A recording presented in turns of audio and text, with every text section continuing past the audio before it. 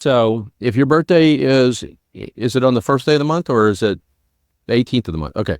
So your Medicare will take effect on the first day of your birthday month if you enrolled before your birthday month. So we could count back 3 months. You've got September, August, and July. So in a couple of weeks, you could go ahead and enroll for it to take effect on October the 1st. And so the first thing you're going to need to do is to enroll in Medicare Part A and Part B. If you were going to bake an apple pie, you'd have to have some apples in your apple pie, right? You don't have apples, you don't have apple pie. You have something, but you don't have apple pie. Part A and Part B are the apples in your Medicare pie.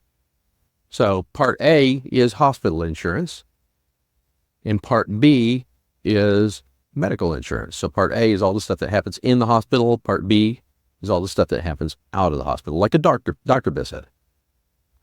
And so let's start by describing Part B for you. Part B has, well, I'll tell you what, let's start with this. Part A, if you've been working for at least 10 years, it's not free, but your premiums are already paid because you've been paying FICA taxes for at least 10 years.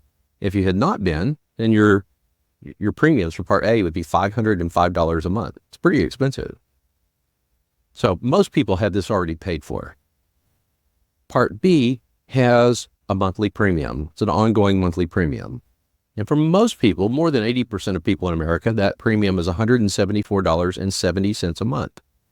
So no matter what you do with Medicare beyond this, you're still going to continue to pay your Part B premium of $174.70 a month.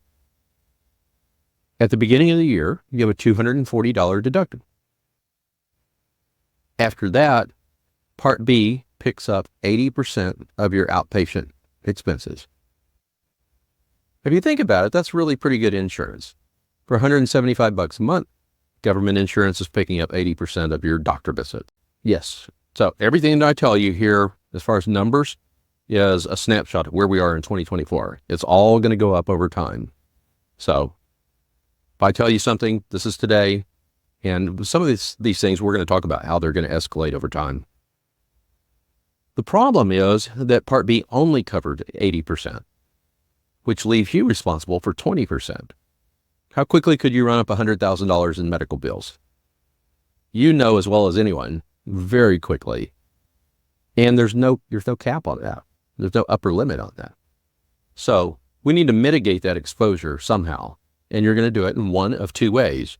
You're either going to do it with a Medicare supplement, that's the blue side of the board here, or you're going to do it with an Advantage plan, and that's the red side of the board here. So this is the Medicare fork in the road right here.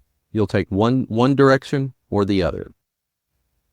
Most of the time when people come in here, all that they're familiar with is the Advantage plans because that's what they've seen the commercials about.